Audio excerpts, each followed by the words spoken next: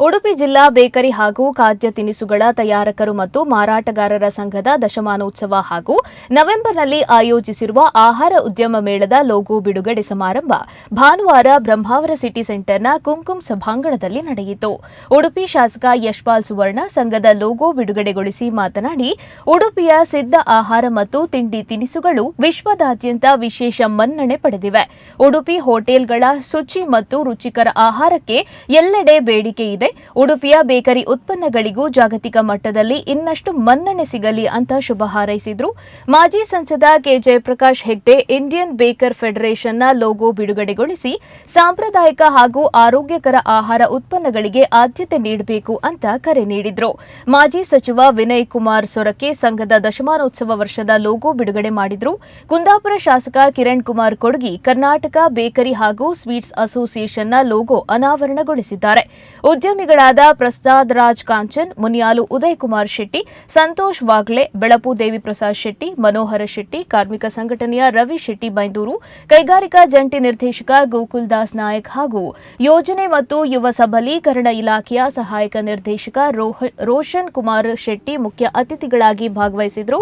ಸಂಘದ ಗೌರವಾಧ್ಯಕ್ಷ Walter Joseph ಸಲ್ದಾನ, ಅಧ್ಯಕ್ಷ ವಿಶ್ವನಾಥ ಕುಲಾಲ್, ಪ್ರಧಾನ ಕಾರ್ಯದರ್ಶಿ ಸತ್ಯಪ್ರಸಾದ್ ಶೆಣೈ, ಕೋಶಾಧಿಕಾರಿ ಶಶಿಕಾಂತ್ ಜಿ ನಾಯಕ್, ಬೇಕರಿ ಮತ್ತು ಖಾದ್ಯ ತಯಾರಕರು ಮತ್ತು ಮಾರಾಟಗಾರರ ಸಹಕಾರ ಸಂಘದ ಅಧ್ಯಕ್ಷ ಶ್ರೀಧರ್ ಪಿಎಸ್, ಗೌರವ ಸಲಹೆಗಾರ ಸ್ಟ್ಯಾನ್ಲಿ ಹೆರಾಲ್ಡ್ ಡಿಸೋಜಾ ಸೇರಿದಂತೆ ಹಲವರು ಉಪಸ್ಥಿತರಿದ್ದರು.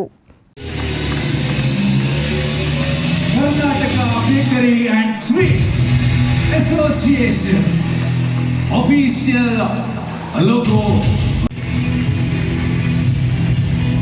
Indian Bakers Federation logo, the official logo revealed by respected Jayaprakash Hegde. Thank you so much. 3, 2, 1 and here we go.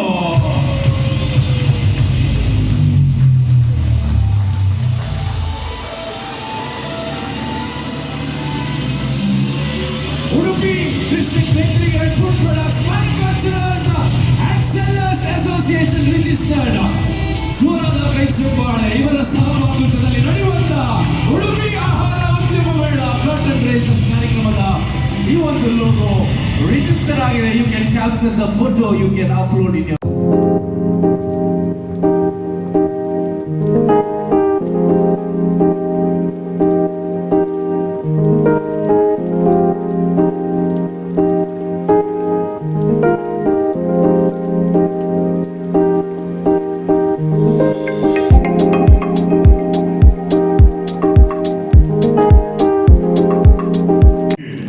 ಸಾಂಪ್ರದಾಯಿಕ ಸಿಹಿ ತಿಂಡಿಗಳೇನಿದೆ, ರಾಗಿ ಮಣ್ಣೆ ಇದನ್ನೆಲ್ಲ ಹೋಟೆಲ್ನಲ್ಲಿ ಮಾಡಲಿಕ್ಕೆ ಶುರು ಮಾಡಿ ಕೊಡಲಿಕ್ಕೆ ಶುರು ಮಾಡಿದರು.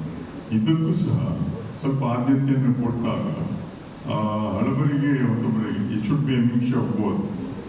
ಹೊಸ ಬೇರು ಹೊಸ ಚಿಗುರು ಹಣೆಬೇರು ಎಂದು ಒಟ್ಟಾದಾಗ ಸ್ವಲ್ಪ ಚೆಂದ ಇರ್ತದೆ. ಅದಕ್ಕೋಸ್ಕರ ನೀವು ಆಹಾರ ಮೇಳದಲ್ಲಿ ಚಿತ್ರದಲ್ಲಿ ತೋರಿಸಿದಂಥದ್ದನ್ನು ತೋರಿಸಿದೆ.